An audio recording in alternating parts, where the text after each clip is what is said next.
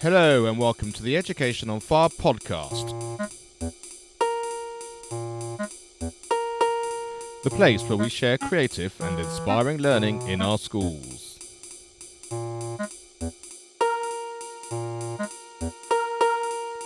Season 4, Episode 45. Hello and welcome back to the Education on Fire podcast with me, Mark Taylor. Today I'm joined by Alison Swann, who is one half of Dance Educates, and she's going to be talking to us about how dance fits into the curriculum and kind of the opportunities that they have to offer you as schools and as teachers, and how we can really support you within the curriculum, and also generally how dance and the arts can really enhance the school and the education of our children. So welcome, Alison, and thanks for being on the podcast. Well, thank you. It's my pleasure. Just give us a little bit of history about, I guess, how you got into dance first of all, and then from there, how Dance Educates became an organisation. Okay. Well, I've been dancing all my life. I started as a child, like lots of children do, doing ballet, tap, jazz, and many other things. And then I discovered, when I was about 16, contemporary dance, and I was fortunate enough to go to Laban, now Trinity Laban, to train there for 3 years. As a dance in education specialist, trained for secondary education, which is how I started. I was fortunate enough to work with a choreographer and a sculptor, Kate Denton, in my professional life. And then I went into teaching quite by accident, really. I started at Camden School for Girls, where I was employed to introduce and develop GCSE dance. Then I had my own family, and that's partly how I got involved in primary education. And that's often the way, isn't it? You sort of end up doing things related to what your first-hand experience is. And like I say, having children is one of those things that certainly when I've gone into primary schools, it's been sort of through my children's schools that have kind of got me going in that scenario. Yes, that's right. And after that, I worked for Laban to deliver children's dance classes, and then later to deliver CPD in teaching dance in primary schools. After that, I went to work for The Place, which is the home of London School for Contemporary Dance, and the Richard Alston Dance Company, for whom my partner, Katie Vernon-Smith, is currently working. We were part of 15 years or so of research into embodied learning. We started with Chris Thompson, who was Director of Learning and Access at The Place. And he began work on something which I believe was called Dancing the Words. That evolved over the years into a new place for dance in schools, science physical, learn physical, and then learn physical interactive, which we took into schools to encourage teachers that they could deliver the dance themselves. Right, so that's a really important factor, I guess. We're not just talking about we're going to come into a school and do it all for you. It's actually more long term than that, and actually the teacher's been an integral part of the programme. Absolutely. I think the days have passed when every school was able to employ a dance specialist, but it's not a reason for dance not to happen in schools. And our experience has been that primary teachers are often a little bit frightened of teaching dance, and I completely understand that. And what we try to do is sort of demystify it and show them that their curriculum is a rich stimulus for dance. But actually what we now develop is we use dance as a multisensory approach to learning, which pretty much means it's an embodied approach to learning. We look at teachers' short-term plans, we go over it with them, we look at the various curriculum areas and choose an area that we feel we can support with creative dance teaching. And that's really exactly the same as we found in music, and it really is just that scenario of kind of the money isn't necessarily there to have a full-time music person or, like say, a full-time dance person going on, but actually once you sort of demystify it and also just have sort of the framework and the building blocks of actually how you go about making this class happen, then like you say, it's actually not so much of a stretch. And because you have the resources, because you're already the teacher delivering things to the children, they really warm to the fact that you're sort of involved in even this slightly one step removed from what they may have actually been experiencing with you before. I think so. And I think the point is that what we don't do at Dance Educates is go in and teach routines. There's lots of opportunities for extracurricular dance in order to do that. What we like to say is that we support what you're teaching in your classroom. If I can give you an example that I often use, we've done it over and over again in the past with, for example, a year 3 class when they're doing forces in science. If we look at magnets and we look at the words they use, pushing and pulling, or therefore attract and repel, those things lend themselves to moving. And out of that, we can explore that concept, that idea of magnetism, the North Pole, the South Pole, opposites attracting, all of those things that they're learning in the classroom. We give them time to be engaged in a playful way with that. We give them time in a dance lesson to explore that idea. It gives them an opportunity to ask different sorts of questions. It gives them an opportunity to be collaborative with their students and with the teacher.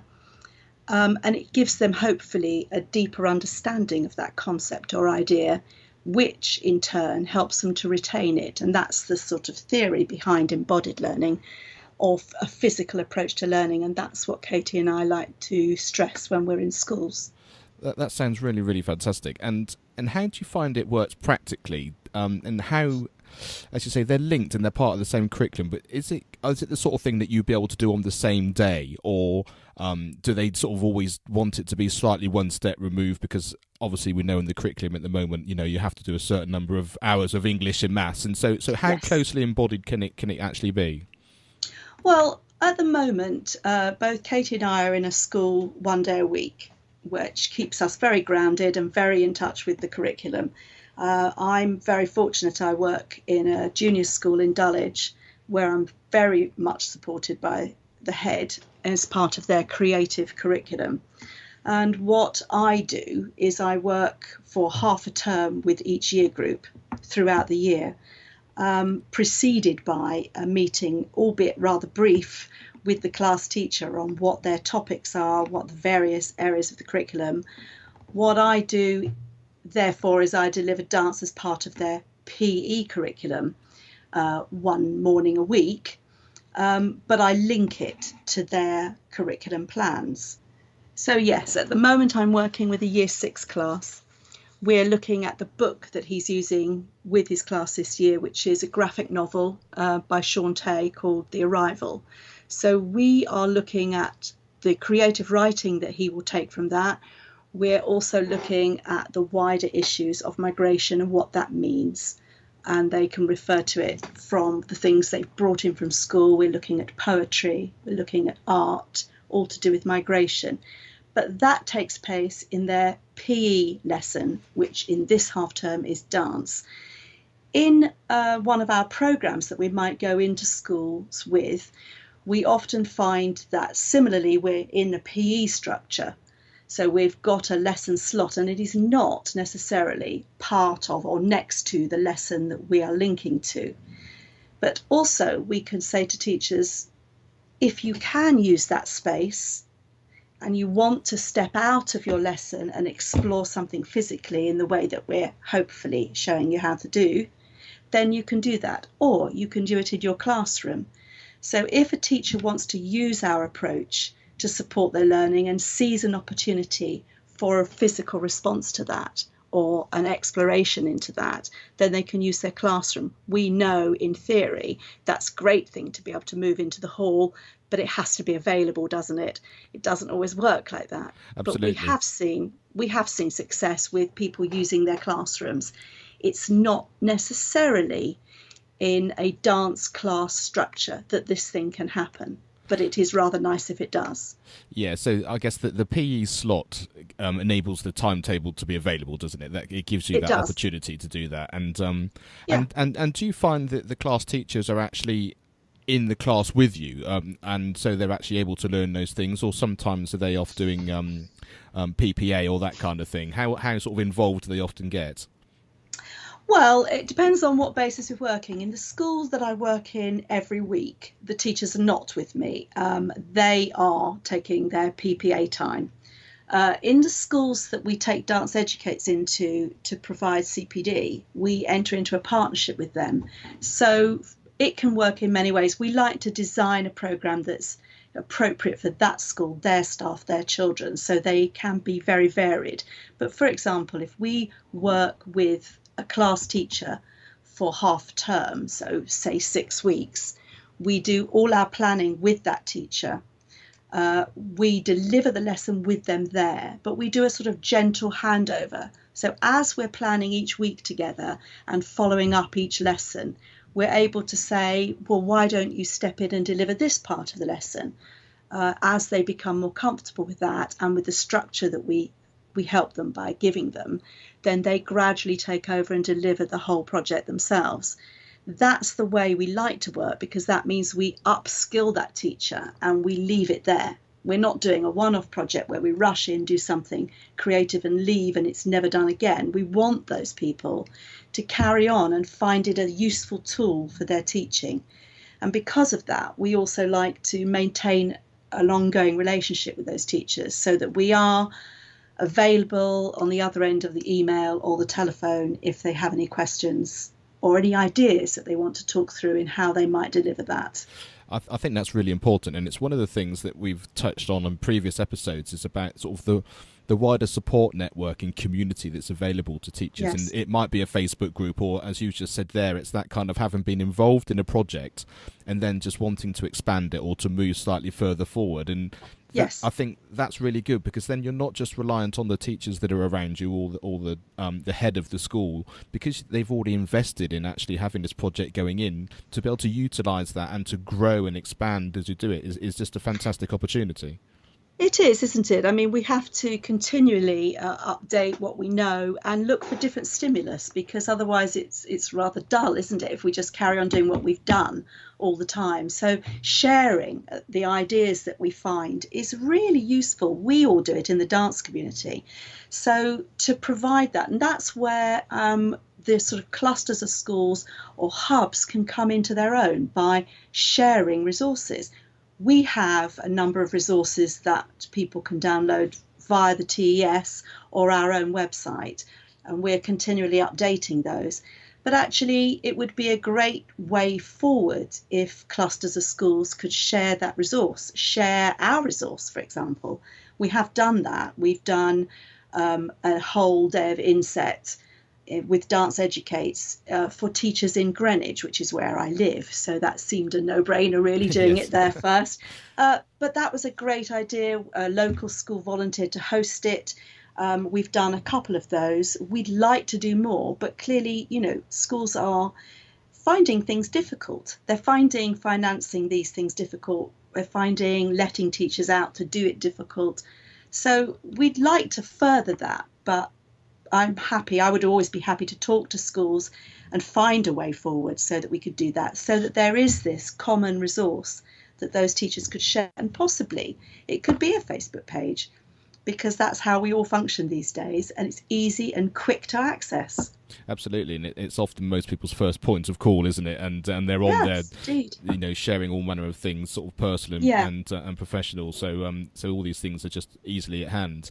And just sort of another strand of how you work.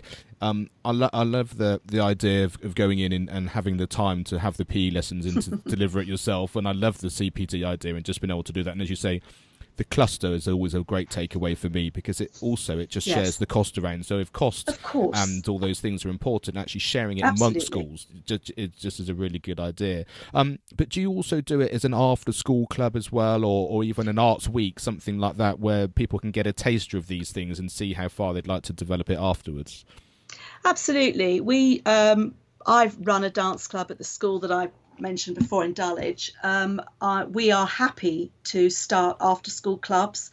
We would work the same way that we do in the classroom. We think it's perfectly valid. One of the things I find difficult is when schools ask for a popular genre of dance, because in my experience, that tends to cut out rather a lot of children who don't feel able to or don't feel they want to learn a particular genre of dance. Whereas I suppose back in the day, when I was a long time ago, when I was training, I think it was referred to as modern educational dance, which sounds rather old fashioned, but actually is quite a good term for it. So it can encompass all the things that children have experienced, all the things we've experienced. The number of times I've had to call upon things I learned as a child, say in ballet or in national dancing for Christmas productions and that sort of thing, they've all been terribly useful and appropriate. But I think if you have 30 children and one dance genre, it doesn't always work, because some of those children find those things difficult. Whereas if we say, here's an idea, let's find a creative way of solving that problem and therefore create a piece of dance, that involves everybody and everyone feels able to do it. So it's totally inclusive. So we do offer dance clubs. We would happily do that as a taster. And I also think, going back to the clusters, that teachers have in the past asked us, do we do classes for teachers? We don't, but we'd love to. And actually that whole idea of sharing something within a cluster, even if it was to provide a dance class for teachers who are interested, 1.5 term or twice a year would be a great point of contact, a great opportunity to share things and to expand on their knowledge. And it's also a fun thing to do. Dance, I'm not talking about all the educational things, but actually dance is great fun. And it's a good way into making people feel a little more comfortable about dance in schools. I think that's really important, and what I really love about that is the fact that a lot of things that come up regularly as I'm chatting to people on each episode is the lack of time and well-being for teachers and all of that kind of thing. And what's really, really interesting is the fact that dance is and any kind of physical activity is a great de-stressor, and it takes you out of your head, and the movement's really, really important, and actually just finding the time to do these things, you actually get back much more than the time you actually put in, don't you? It really is just absolutely. I mean, obviously dance ticks all of those boxes. So well-being is a big deal, isn't it, in schools at the moment? It's important for our children, our students, but it's equally important for our teachers, especially at times like this when it's a stressful profession to be in.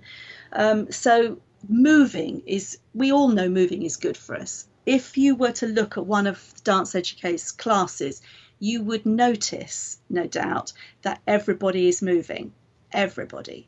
So again, going back to a particular genre of dance, we're not setting a routine to music that people have to learn, because that sets people up to fail. So we don't do that. We want to include everybody all the time. And when we do school INSET, we go in and we have a whole school that has been told, we've got a dance INSET this afternoon after school. I'm sure you can imagine sometimes people are a little bit anxious about that. And do I have to take my shoes and socks off, etc.? Exactly the same as children, actually. But I can guarantee that we're not there very long before people are enjoying it. They're laughing, they're having fun, they're moving, they're being fit, they're increasing their sense of well-being, and they leave feeling like that. Yeah, and it's just going across that initial barrier, isn't it? And absolutely. And I think that's the thing about anything. Our fear comes from the unknown, and absolutely. And just breaking down that initial barrier of just, it's not going to be difficult. You're not going to be putting yourself into danger or anything like that. You're literally just going to be moving. You don't need to be learning a 3-minute song or anything like that. Absolutely. And I think once you can get over that, it really does help.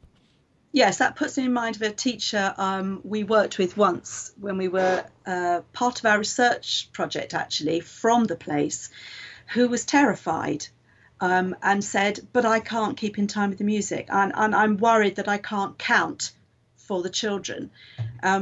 we were able to reassure her and show her that you didn't actually have to do that, and you don't have to stand up in front of your class and go 5, 6, 7, 8 and off you go. It's not like that. We like to think of ourselves as facilitators, and that's what teachers are, isn't it? So rather than show them absolutely A, B, C, this is what you do, and then do 4 more, you can ask them to solve problems by leading them through it, by facilitating that with an idea. And children, of course, are brilliant. They don't need much help in doing that. They've got wonderful imaginations. And when you tell them this is your topic and this is what we're going to be trying to solve here, find a way of moving to show me that, they come up with brilliant ideas. Adults, it takes a little bit longer because, as you said, we are a little bit afraid of that. But no one should ever make people feel uncomfortable. That's part of our job, is to make people feel comfortable with dance. And that's what we like to do. Yeah, and what I like about all these things is the fact that it brings everything full circle, because I quite like it when a teacher feels a little bit afraid of something like that, because you think just that makes you remember what it's like for children when, you know, there are certain subjects they thrive in and they love and they don't think about it, but there are some things that they are slightly fearful because they don't understand or they're not quite sure what's going on. And I think as a teacher, to actually feel what that's like and then work out how you deal with it, then you're in a much better position to be able to support the children from that point of view, rather than just delivering the actual criteria that you're trying to do. Yes, that's absolutely right. I totally agree with that. I think the point is that you're guiding people, and as teachers, we have a duty, don't we, to break down those misgivings people have and say, anyone can do this. Let's work through it together. And that's what teaching dance is like. You're working through it together. It is a sort of co-collaborative state you're in with children. You're working on this. It's not something totally pre-prepared that you've worked out to the nth degree. You go in and you allow yourself to be sidetracked, and you allow for people to have ideas and share them with the group, and that's what it is. So we talked a little bit about the fact you've got some resources on your website which people can download. Yes. How else can people get involved in Dance Educates? I mean, we talked a bit about lots of schools in London. How far afield do you stretch, and who can be involved with you? Well, we often say that we'll go anywhere. In fact, I just had an inquiry from a school in Warrington, which is quite a way to go, but I'm more than happy to go. And I think all people need to do is look on our website.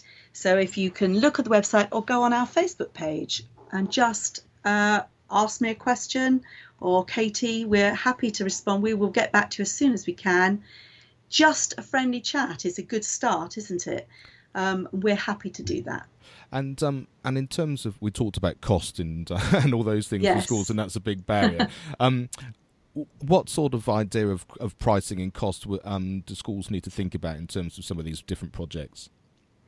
Well, as I said to you earlier, that tends to vary, but if I give you a sort of rough idea of a daily cost to have myself or Katie in, would be £350 a day.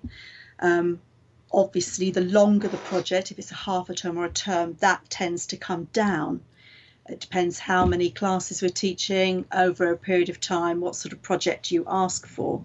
An INSET, half a day's INSET would be 166, something like that.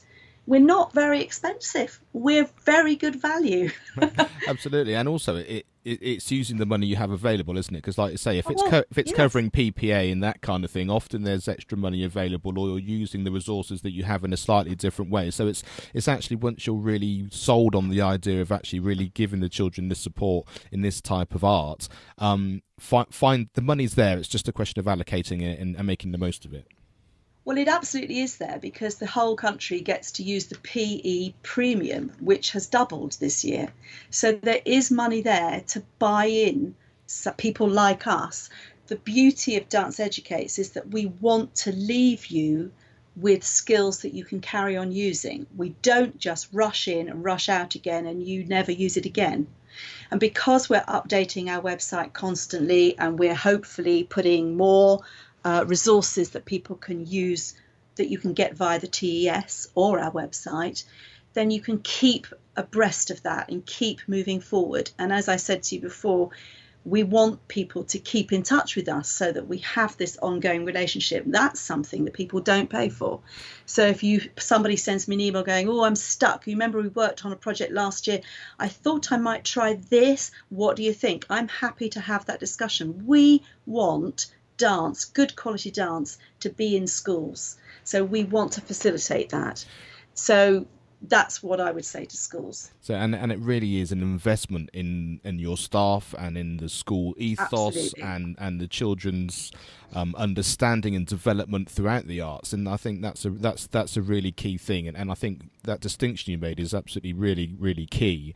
The fact that you're not just buying in a project which then disappears, you're actually investing in all of those things we've talked about as an ongoing investment, which is just the most important thing to take away from that. It is terribly important because teachers are having to learn new skills constantly while they're working, and this is another tool that people can use. We found using dance as a multisensory approach to learning particularly useful in inner city schools where language is a very difficult thing. In some schools you go into, say in London, there are over 50 languages spoken. So for children to understand language, concepts and ideas is terribly difficult. So if teachers have another tool that they can use to help children broaden their understanding, then they should be using it. Well, whilst dance is included in PE, that's already there on their timetable, on their curriculum. So if we can help them to recognise that this can be a useful tool, and you're getting children expressing a thought, a feeling or an idea physically and through dance, then you're doing all those things all in one go. That's really, really, really good. And I think the only other thing I'd like to just touch on is when you're doing stuff in primary schools, do you ever have any crossover into the secondary? Because one of the things that people will be listening to for this season 4 of Music in the Arts is the fact that one of the projects I'm doing is actually trying to get primary schools and clusters of primary schools into a secondary school so that the children get an idea of what it feels like to be part of that secondary school, but also the secondary school gets a chance to sort of help develop the children that they're going to be going to their school so that when they then move up into year 7, yes, they have the opportunity to think, I've already been here, I've met this teacher, and also some of these skills I want to impart as a year 7 teacher upwards are actually already slightly embedded in there from that primary experience. Is that anything you've managed to do yourselves? Well, we have tried to do that. So it's something, transition work is something people have been talking about for a very long time. And I think the same old things always stand up against that, like lack of time being one of them. But I think if my children have all attended the same secondary school and they've tried to do this in the past. They have a lovely dance department where they do GCSE dance, BTEC, A-level. So they have a department of teachers.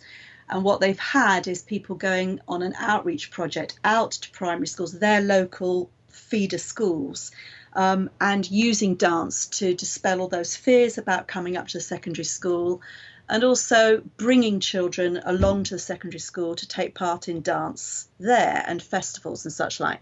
However, no matter what the idea, how good it is, it's very, very hard to staff that. It's very hard to organise the time and the space that suits everybody. And I think Dance Educates could be key in a successful transition project using dance, because we could be at the other end of that. So having both of us are secondary trained, we still work on a secondary level wherever we can. So we're au fait with what goes on in a secondary school. We know the problems that they would have in terms of staffing and space, but we also understand what happens in primary schools. So we would like to be involved in that sort of arrangement where you have a secondary school and a cluster of schools around, where we could be the people in between. We could do some outreach ourselves from the secondary school. We could bring them in. So we bridge that gap. And after all, that's what transitions is, isn't it? It's a bridge across that gap.